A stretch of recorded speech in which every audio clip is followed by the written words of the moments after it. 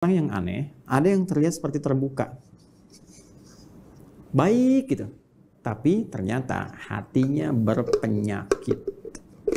Nah, penyakitnya ini berbeda dengan penyakit-penyakit yang kufur tadi, penyakit-penyakit yang fasik tadi. Yang ini lebih kronis sifatnya, karena tidak nampak secara langsung dari perilaku. Kalau yang kufur nampak langsung dari perilaku. Ya, penyakitnya dari fahsya misalnya, muncul apa? Pornografi, nonton gambar-gambar yang tak bagus, video-video yang buruk, yang itu pornografi itu akan membawa kepada tingkat yang lebih serius. Bahkan nanti ke LGBT ini riset. Dari riset ini nanti. Jadi kalau dari, mohon maaf tuh, pornografi itu candu yang sangat luar biasa. Itu pornografi itu lebih bahaya dari narkoba. Narkoba aja sudah bahaya. Ya, apalagi pornografi naik, nanti itu pengantar kepada LGBT, itu yang paling bahaya, ke atasnya lagi. Nah ini teman-teman sekalian, itu fahsya, kata-kata kotor, jorok dan sebagainya. Ya, mencuri, membunuh, merampok dan sebagainya itu mungkar. Nah perbuatan fasik, penyimpangan, itu karena sifat-sifat tadi, fahsya dan mungkar. Nah munafik itu samar sifatnya. Ya, kalau fahsya dan mungkar itu membentuk perilaku. Orang maling kan mencuri, kelihatan perilakunya ada. Tapi kalau munafik itu perilakunya kayak baik, sikapnya baik. Padahal kebaikan itu dibangun oleh sinyal-sinyal yang kotor dari nafsunya. Itu penyakitnya, penyakit yang sangat menarik. Berbeda dengan penyakit-penyakit biasa. Apa di dalamnya? Seperti riya misalnya, hasad misalnya, ya, hiqd misalnya, dengki, dendam, riya, sum'ah dan sebagainya. Ini penyakit-penyakit seperti ini. Berbeda dengan penyakit yang ini. Nah, riya, ingin kelihatan pamer, ya, ingin kelihatan dermawan. Dermawannya bagus tuh, dermawan bagus, ya, bagus dermawannya. Cuma ingin kelihatan dermawan, jadi nggak bagus. Jujur bagus, ingin nampak seperti orang jujur, jadi nggak bagus. Sabar bagus, ya, tapi ingin kelihatan oleh orang seperti orang sabar, itu nggak bagus, ya kan? Ya, bersikap baik pada orang karena hartanya itu bagus, karena jabatannya bagus, hormat pada mereka. Tapi kehormatan yang diisi oleh perasaan iri hati itu nggak bagus. Hormat, ya maaf, ya di wajahnya ada senyuman, masya Allah Pak, Bapak itu luar biasa, bisa punya jabatan seperti sekarang. Cuman di hatinya, mudah-mudahan Bapak besok kehilangan jabatan. Itu hasad, keinginan meruntuhkan kenikmatan diperoleh orang lain. Itu hiqd. Tuh, ini bahaya. Itu yang disebut dengan sifat-sifat ini melahirkan sifat nifak yang membentuk munafik. Tipikal golongan ketiga. Jadi orang munafik itu sama-sama yang ingin saya sampaikan punya penyakit di hatinya. Punya penyakit di kolbunya. Ya, penyakit yang melahirkan dampak kepada fisik disebut daun. Penyakit yang melahirkan dampak kepada jiwa, sumbernya dari kolbun disebut maradun. Jadi orang yang sedang riya itu maradun, orang yang sedang hasad itu kena penyakitnya maradun, orang yang hiqd, dengki, ya, dendam itu maradun, ada penyakit di kolbun.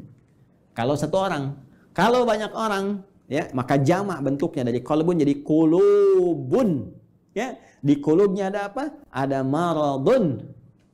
Karena itu kalau ditanya kemudian, kenapa orang munafik itu bermasalah imannya? Kenapa dia menipu dirinya sendiri? Di ayat 9, ya kan? Kenapa dia mencoba menipu Allah dan orang beriman? Padahal tanpa sadar dia menipu dirinya sendiri. Karena di kolbunya ada maradun.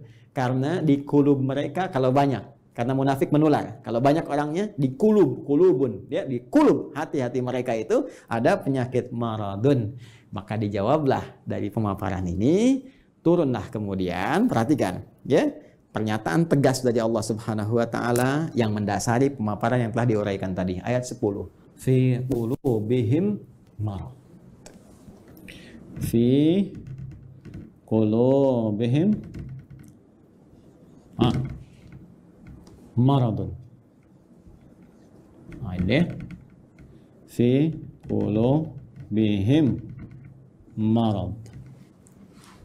Yang paling menarik di ayat ke-10 ini, yang Allah tekankannya tuh yang ini, khabarnya. untuk menjawab pertanyaan di ayat 8-9 tadi. Ketika Anda bertanya, kenapa sih orang munafik ini imannya bermasalah? Ya, masalahnya apanya sebetulnya? Kan kelihatannya seperti orang baik. Di mana letak masalah di imannya? Maka Allah tekankan, hei, masalahnya di hatinya itu loh ada persoalan. Di jiwanya. Ada masalah besar di hatinya yang nggak sama seperti orang normal. Ini orang nggak normal, kelihatan baik tapi hatinya berpenyakit. Kan? Ini yang ingin ditekankan. Di persoalan utama orang munafik itu ada pada jiwanya. Ini kembali ke sini tadi ini. Ini yang sedang dikuasai oleh setan dengan penguasaan yang sangat dahsyat sehingga nggak nampak seperti orang-orang fasik, nggak kelihatan seperti orang kafir yang menutup diri, yang jelas perilakunya, ya jelas nih arahnya jelas. Ini samar kelihatannya. Kenapa? Karena ada bahaya di sini nih.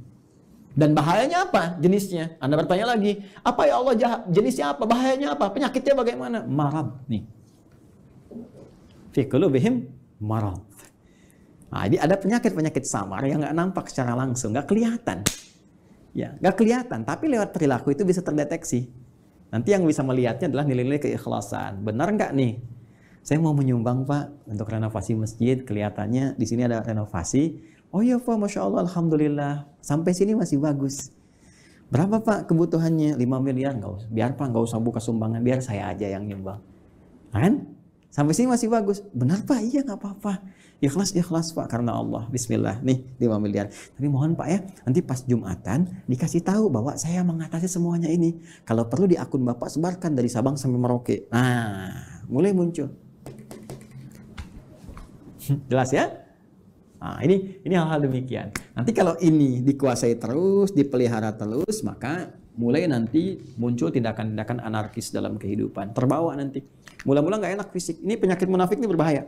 Marad itu lebih berbahaya daripada ya, pusing karena penyakit fisik.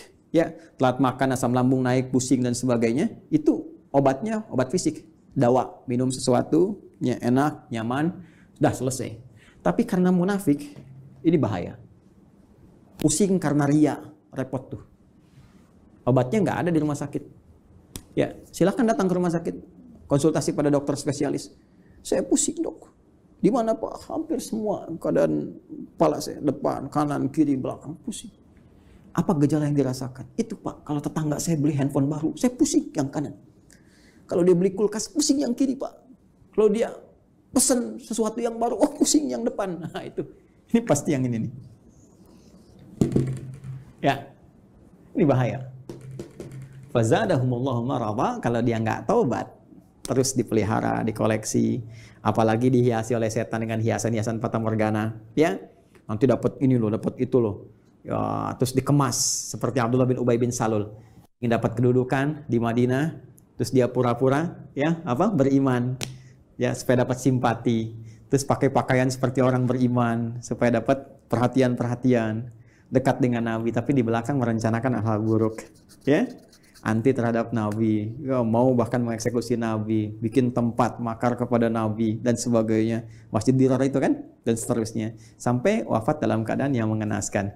Itu hidupnya kolokan, ya kan? Hidupnya sangat mengecewakan, bikin susah, tapi matinya begitu kolokan. Dan itu kan sifat yang menular terus, tanpa batasan, waktu, dimensi dan sebagainya, terus naik dia. Makanya kalau ditemukan lagi kekinian misalnya, nah itu hati-hati. Ya, ini saya sampaikan sekali lagi untuk kehati-hatian ya. Bukan menghukumi satu dua pihak. Hati-hati cara membacanya jangan salah. Kalau salah baca berarti Anda pun sedang dikuasai oleh setan. Cepat ya. Dan saya berdoa mudah-mudahan Allah membersihkan hati kita. Awas hati-hati. Ya kalau ada kedudukan, ya, harta, benda dan lain sebagainya, kalau ada sinyal-sinyal seperti itu, maka setan sedang mulai masuk.